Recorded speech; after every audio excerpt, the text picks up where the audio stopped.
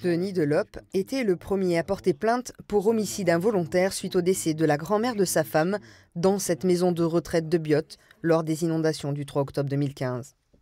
Ce n'est que la semaine dernière qu'il apprend par son avocat que le groupe Orpea, propriétaire du clos Saint-Vincent, est mis en examen lui aussi. On était rentré dans une certaine lassitude de ne plus espérer quoi que ce soit, parce qu'il n'y avait eu que 2 mises en examen, Madame le maire et un des responsables des risques naturels. Et on se disait, c'est une histoire qui va s'estomper et plus personne n'en parlera. Une instruction longue qui a connu 3 juges différents.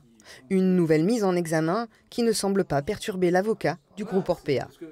On a cette position d'être satisfait d'avoir accès au dossier pour pouvoir enfin parler, pour pouvoir enfin développer notre argumentaire, pour pouvoir ensuite démontrer que s'il y a faute, ce n'est pas notre côté.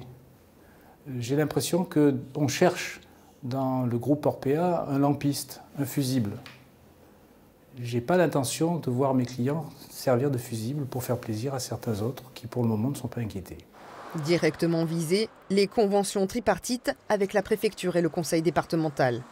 Quant aux plaignants, ils y voient une nouvelle avancée et l'espoir qu'un tel drame ne se reproduise jamais. On veut que ça serve d'exemple. On voudrait que ce procès puisse servir, que la justice, qu'il y ait une jurisprudence qui soit faite et que tout cela cesse. Parce que le drame que nous vivons depuis 5 ans, c'est intolérable. Tous les jours, on y pense.